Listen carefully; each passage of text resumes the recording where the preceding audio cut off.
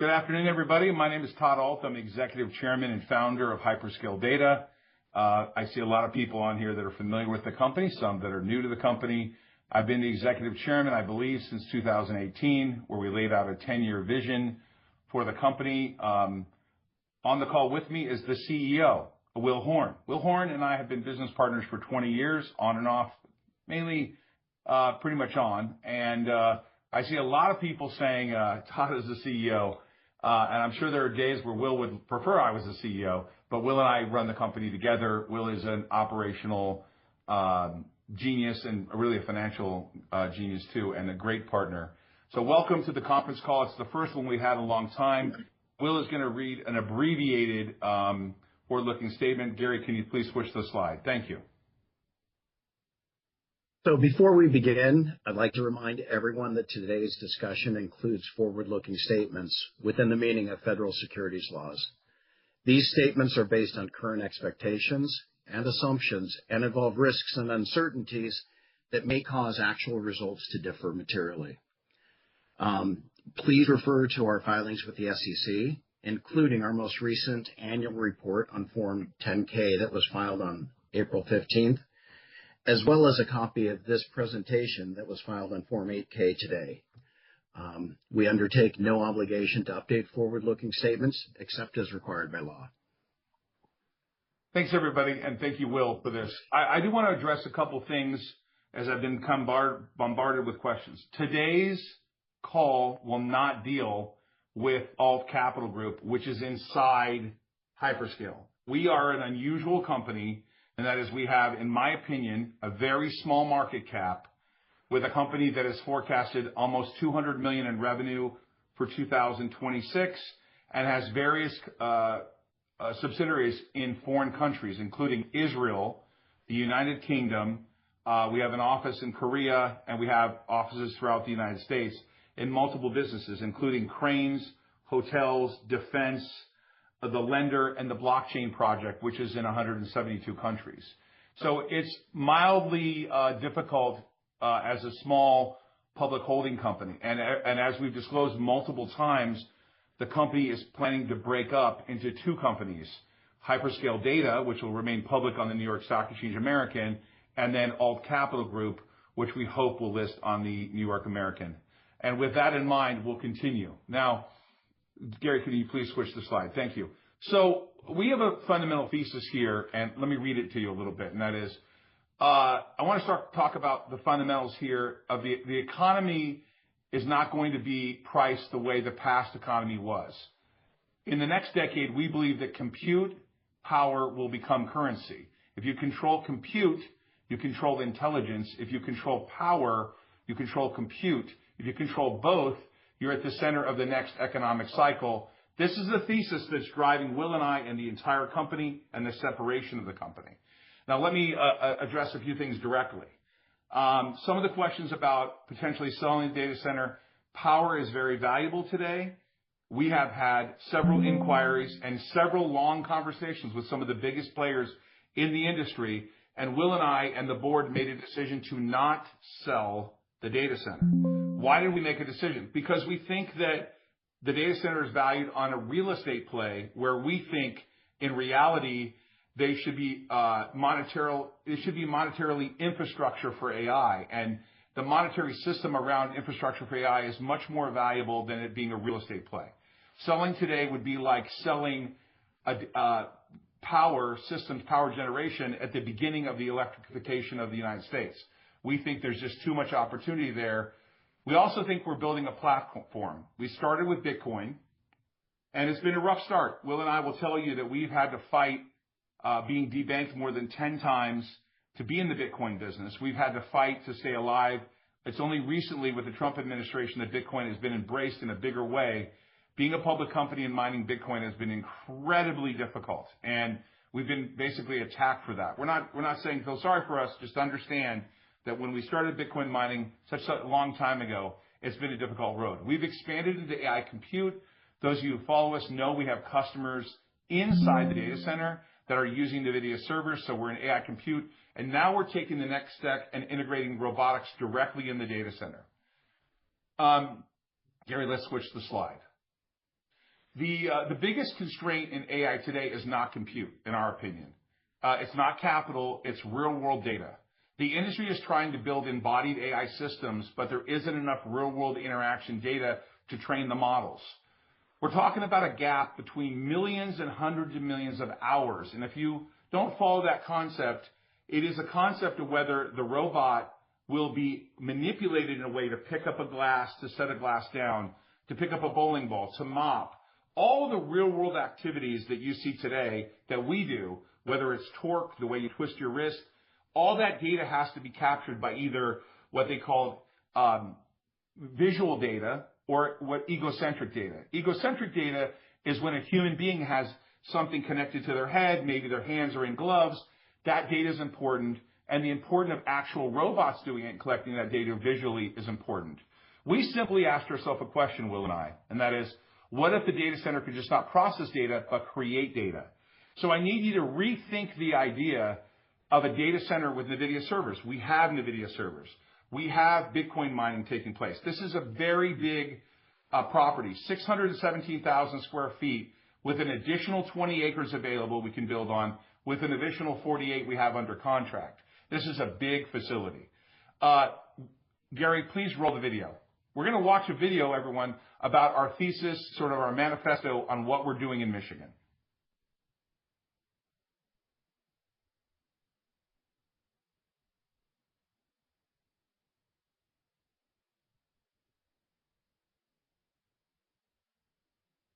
The audio is not playing.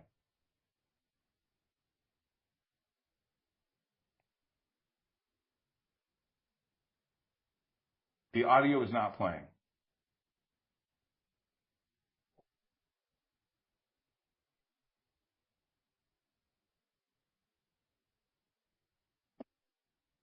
There is no audio, Gary.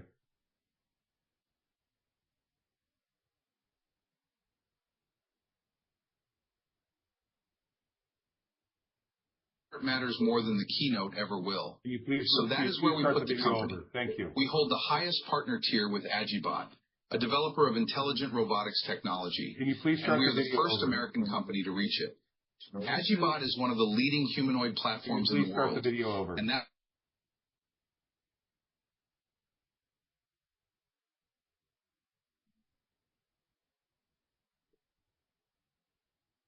we have seen this movie before. America invents something big. Then the most important aspect is lost and recaptured elsewhere. The American factory is shut down. The supply chain disappears. The practical know-how goes with it. At Hyperscale Data, we are not interested in repeating that story with respect to robotics. Embodied AI sounds abstract until a machine hits a real workplace. Then it becomes very concrete in short order. Floors are uneven. Lighting changes. People work around the robot instead of for the robot. A task that looked easy in a demo turns into 20 small failure modes by lunch. That part matters more than the keynote ever will. So that is where we put the company. We hold the highest partner tier with Agibot, a developer of intelligent robotics technology, and we are the first American company to reach it.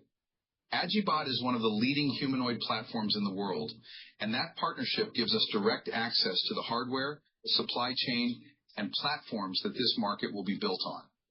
We are building in Michigan because Michigan still has industrial muscle memory. We are developing a campus where robots can be trained to perform real jobs, tested until the weak points show themselves, assembled here, and sent back into the field with software that actually fits the work. That will create engineers, technicians, operators, manufacturing jobs, and a place where people learn by doing instead of talking. Some customers want the robot and the software development kit. Others want a model trained on our compute for their floor, their tools, and the way their team actually works. Some want the whole system deployed and supported. All of that is the same business to us, because each job enhances our ability to improve the next project and make it more productive. The data matters too. We plan to sell embodied AI data, evaluation data, and scenario data to frontier labs. Better models are going to need contact with the physical world. A vision language action model cannot learn torque, friction, occlusion, or recovery from a corpus of words and pictures. So we intend to collect the kind of data that comes from real work, real failures, and repeated attempts to get the machine to do the job right. Additionally, we intend to pursue every effort to ensure that all of that data never leave the U.S. What we are building is a loop: supply chain, computing, training, evaluation, assembly, deployment, data creation, then back into training again. Miss one part and you end up dependent on somebody else for the part that decides whether the system actually works. We want that loop in America. We want a serious piece of it in Michigan. We want to leave behind capability, jobs, and machines that can hold up in the real world. Sincerely, Todd Alt.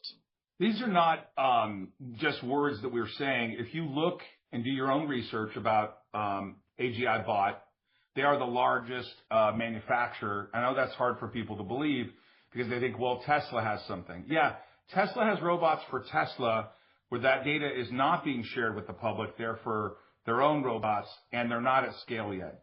Actually, 5,000 robots were produced last year for AG Bot, which is the top manufacturer of robots in the world. And we were very sensitive, Will and I, as Americans, and as Will as a Marine, we're very sensitive to the data. And so what we've negotiated with them is a supply chain opportunity to bring the robots into the United States. What we're proposing is some of the robots you've seen are actually real robots. They're not fake or AI generated. Now, in that video, some of the scenes were AI'd, but the robots you see here are real robots. And the thesis here is that not only are we going to collect data, but we're going to sell these robots under the Omnipresent Robotics name. Now, you probably ask yourself, well, who would be the buyer? Think of large frontier models. Now, I got to be very sensitive to who I say, but you can look them up. You know the OpenAI type of model out there. There's a lot of people competing for this space, and the access to the robots is a lot harder than you think. Figure AI has, 15 or something like that. They're just not available. We will be ordering hundreds of them, and you'll be able to see them in real time. We'll be demoing them. We'll be using them. We'll be selling data. We'll also be selling agentic data or data that is egocentric. So it's not a robot lab. It's a fully integrated platform that has AI compute and inference, that has the ability for us to do co-location, all the typical things that a data center does. But this is such a big data center that 100,000 square feet will be set aside. So we'll be focused on better models, faster chips, more compute, and high-quality real-world data. Now, as we build this out and we think about the separation of All Capital Group, what ends up happening in Hyperscale is Hyperscale data ends up becoming a big campus. There's a lot of opportunity for this campus up in Dowagiac, Michigan, and I know I've seen a lot about the mayor, who we respect. We respect all the local authorities there, and we believe that we're going to create more than 500 jobs in that location as we build it out. And I'm going to turn it over to Will Horn about execution, kind of what's happening on the ground there. Let's go to the next page, if we can, real quickly. Listen, before we go there real quickly, there is an opportunity for you to look at the total addressable market. It's a very large addressable market. We've heard Elon Musk and others in Figure AI talk about this, that there'll be more, robots than there will be humans by a multiple of 10 or something, or 5. There's no way to forecast how big it is. You can see Morgan Stanley says how big the market is, and the lawyers would probably prefer I don't even talk about the size of the market. But we all know that if there's a basic theme here, that AI, robotics, and blockchain, and we're in all of them, are the dominant technologies of the world here. We have this deck is available. We did file it this morning under SEC.gov. You can find it on the SEC website. Go to hyperscale.com. And with that in mind, I'll turn it over to Will Horn. Thanks, Todd. So what you've seen so far is grounded in infrastructure we already control. We have, as everybody I think knows, 617,000 square foot Michigan campus, and that is designed to support AI and robotics workloads. It's our goal to provide an energy-conscious data center while maximizing reliability and performance at the Michigan campus. We make a point of hiring consultants and contractors locally and focus on developing long-lasting relationships and partnerships that we believe produce a positive impact for clients, colleagues, and the community. Currently, the Michigan campus is about 30 megawatts.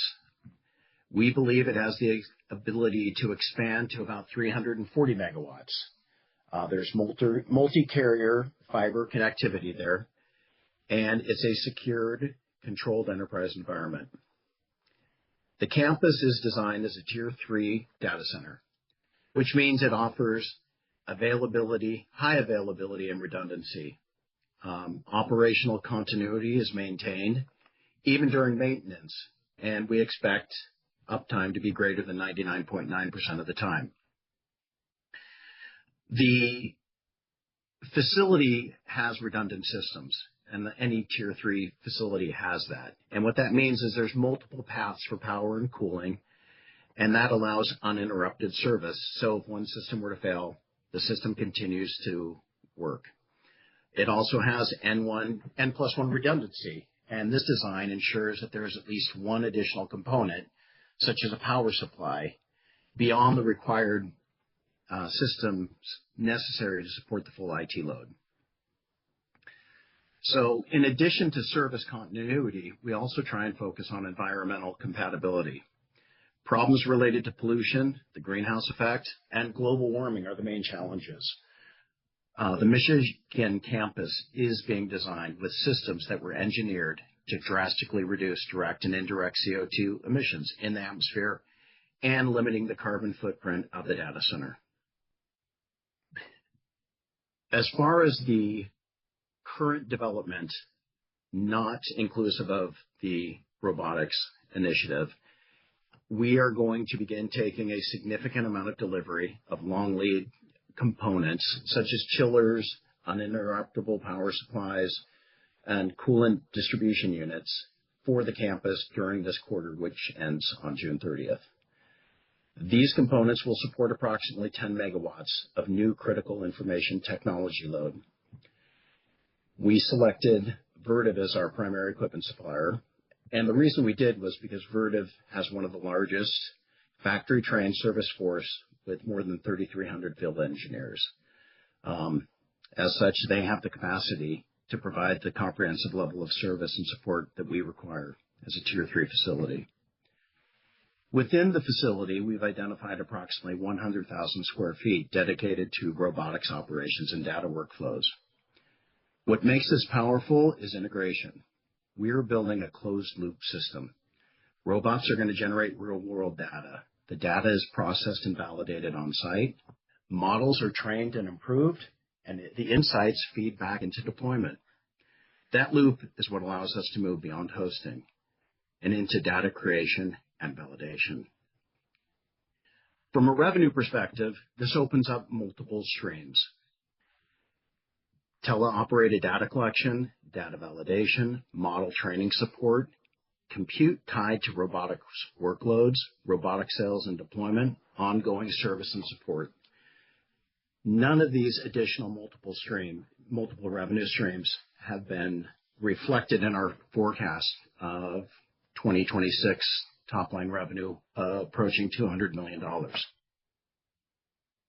We also expect to create over 500 jobs in Michigan, as Todd mentioned earlier, over the next 3 years. These future jobs, combined with our history of hiring locally and environmentally compatible design, will have a positive impact on the Michigan community. Todd? Let's take a step back. Nobody on this call that has followed us for years wouldn't say that we've had some stops and starts. And if I were to do it over again, I don't know that I would do it the same way. I don't know that I would put everything under one roof with a goal of having the global holding company. It's clear the market has rejected that.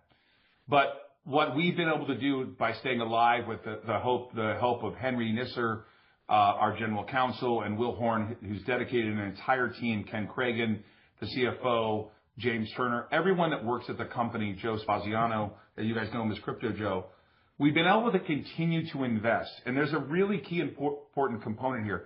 You heard Will talk about, we're getting delivery of long lead items that we've already acquired. So we think we have a very competitive advantage. Michigan has been invested in for 4 years. So as we look at the fact that we didn't want it to take this long, being debanked and all the things that we've had to deal with, a low stock price and difficulty raising capital at scale and getting a proper market cap, we've continued to fight to develop, and that's where you've seen a pullback in our revenue last year, and now an acceleration of revenue, and an acceleration at the data center, an acceleration at the lender, the crane company doing so well. So we really believe in the assets that are held by Alt Capital Group that are under Hyperscale, but we really believe in the Michigan location. We believe in the people there. Jay Looney, who is the CEO of the data center, I think he's the president of the data center, the guy who runs it, has more than 25 years of experience in running data centers. And Brian there spent a lot of time building out what is going to be, we think, a flagship campus. We're going to redo the campus in a big way. And one thing, Will, I want to talk to you about so that everyone can understand. If you were on this call, and I see 110 of you, if you think about an AI data center like a CoreWeave, we're talking about if you were going to build out a 300 megawatt campus, you're talking about billions of dollars of NVIDIA servers and power and infrastructure. We think that there's a better CapEx story for us where we can build out the power slowly and at the same time, believe it or not, the robotic inference that's coming, the robotic data collection, is actually less CapEx than it would be to build it all out at once. Will, do you want to give them any commentary on your thoughts about how we're taking it slow with our CapEx, but we've already invested so much money, but I mean, how much more could it be? It's a big number when you look at these big AI data centers being built. Of course. So right now, as we said, we have about 30 megawatts of available power today, which means from a critical IT load, that's about 20, 21, maybe 22 megawatts. We're splitting it up right now into 10 megawatt increments. We're not going out putting in 300 megawatts tomorrow. Really, if we build this out to the full potential of this facility, which we believe is 340 megawatts, that's really more like a 5 or 6 year plan. It's a long-term plan. And that requires billions, as Todd mentioned. But in the short term, and I'll call this the 3-year plan, we're looking at significantly less. We're looking at a couple $100 million to really build out both the robotic side of it as well as the data center itself, the main components, in order to support inference. Yeah, I think it's important to point out to everyone that we've been reporting between, call it 80 and 100 million of cash in Bitcoin on the balance sheet and restricted cash. So we're in a much different position than we used to be. A lot of our CapEx and acquisitions has already been spent in terms of where we got today. So we starting off in terms of robotics from a much better place than we were before. We obviously have the largest partner in the world. I once again want to iterate, all of the data we bring in, all the robots we bring in, that data will stay in the United States. It will not be sold back outside the United States. That's a pledge we've made, and we intend to keep that pledge. So we're very comfortable that we can get through any issues that pop up with this.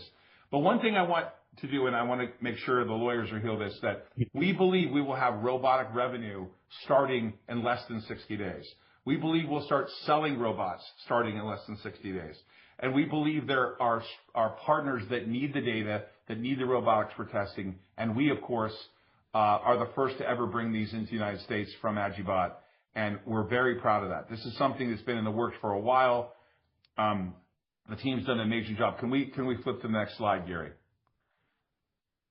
So we've talked about the addressable market. We intend to go after this market globally, but sticking to the United States, this is going to be what we consider these large frontier models that we're going to go after for humanoids. You'll start to see them a lot more. You're going to see delivery of them. We'll, of course, be putting out news and information on them in videos as they develop, and be announcing partners, et cetera. So this is really a milestone event for us. We think it's a pivot point for the company, and we think that compute is currency and that data is the multiplier. I would say honestly that for us, this is the first time I believe that we are in a position of strength where we have something that nobody else has, not in America. Doesn't mean people won't catch up, but there's such a big addressable market that a little fraction of the market share is still going to be a big deal in data center robotic sales of egocentric data and data from robots directly. So with that in mind, we appreciate you being here. We're going to answer a couple of questions. Gary, why don't you ask the first question? I will be happy to answer it, and so will Will. First question is the Michigan facility making money? I'm going to comment, and then I'll let Will comment. The Michigan facility does, I believe, over $25 million a year in revenue. Will, I don't know what the last number was that we reported, but do you want to comment on the revenue generation there? Yeah, so 25 million is in line with what we did last year, materially. I don't have the exact number in front of me. I would say that the revenue that's generated primarily is Bitcoin mining. That is something that is going to slowly over time transition to I would say, a much more profitable and larger number when it comes to robotics and data center. Yeah, we mainly mine Bitcoin to keep it. I remind everyone we have a Montana data center too, where we do mine Bitcoin, and we'll continue to mine Bitcoin. Gary, do you have another question for us? Yes. When is the Alt Capital Group spinoff going to occur? All right, so I know the lawyers are on the call for this one. We have said that we believe that it will happen in 26 or 27. I think the latest forecast is the first or second quarter of 27. I would say this to you in its most simplistic form. The separation of businesses that have 700 employees spread around 3 countries into 2 public companies is not as easier said than done. I would equate this to driving down the road while you're laying the asphalt, meaning you're building the road as you're driving. And it's very difficult to do that. As an established company that we believe is going to more than double the revenue this year, which doesn't include a bunch of new initiatives. The upside on our revenue is dramatic because we don't include blockchain revenue in there to any degree. We don't include robotic revenue in there. We don't include AI compute, new AI compute that's going to happen. We definitely, the lender has a backlog. So I would say that it's been very difficult to sort of get a static scenario we can go, okay, now we're ready to file, and we just weren't there yet. Will, do you want to comment on your thoughts on next year, later this year, about the spinoff and the separation of Alt Capital Group and GPUS? Sure. So the most recent estimate that we have is Q2 of 27. And that gives us time to complete the audit of these standalone separate entities, as well as all of the operational issues that will need to be addressed during that time period. Yeah, and keep in mind, one of the frustrations is as a public company, when you separate into another public company, you actually deduct the price of the spinoff in certain scenarios. And with the stock trading for virtually less than the cash in Bitcoin in the bank, it is very difficult to spin off an asset when, if you think about it, if you just took the cash and the Bitcoin, did your own homework, what would you value a crane business doing virtually $50 million a year and $10 million of EBITDA? What would you value a hotel business that has 4 hotels in it and a partial ownership of a 5th? What would you value a defense business doing more than $40 million a year in 3 countries? We just think it's tremendously undervalued. It's hard to spin it off until you get to a point where you get at least a proper market cap for the companies and the market starts to accept the fact that there's going to be a separation. We are greatly appreciative of the New York Stock Exchange American and how flexible we've been listed. The company's been listed there since, I think, 1996. And keep in mind one thing, too. The company started off as a power company in 1969. So Will and I respect the fact that the spinoff has to happen. We know we want a pure play in AI and AI robotics, and we're headed in that direction. Will, it's fair to say we're completely committed to that process, right? You and I can say unequivocally we are committed to the separation of the companies. 100%. Right. So, Gary, any other questions? That's it at this time. Thank you. I want to finish on a few notes. We are going to continue to Bitcoin mine. I think you'll see less of Bitcoin mining and more open market purchases. But when people ask the question of whether we're going to Bitcoin mine, keep in mind we bought $19 million of new Bitcoin miners in the last, I think, 6 months. So we're very committed to mining Bitcoin. We're very committed to that being an anchor on the balance sheet. We want to get to over 100 million, and we want to continue to match as best we can our balance sheet and our market cap with Bitcoin. We are going to defend this. One of the most common questions I get is about a reverse split. Will and I, through the parent company, are the largest shareholders. Myself, Henry, and Will, and the people at Alton Company are the largest shareholders. I believe we have a $56 million investment in Hyperscale. We do have the ability to do up to a 5-for-1 reverse, and I'll tell you what the lawyers have said. From the time the reverse was approved on April 10th, we have 1 year to do that. It is our intention to avoid the reverse the best we can. If we're forced to do the reverse, it will not be more than a 5-for-1. That's all we got approved. We do not want to do it, and we do not believe we should do it. We believe the market is not properly reflecting the value of the forecasted 180 million to 200 million in revenue, and it definitely does not forecast what we're doing in robotics. These are real partnerships. We're going to try to be even more transparent than we've been before. And with that in mind, we appreciate everyone being here. 110 people showed up today. I hope you pass the message along. If you have any questions, you can email us directly. It's in the presentation. The presentation is available at sec.gov. Thank you, everybody, for being here. Will, thank you, and the team. Take care, everyone.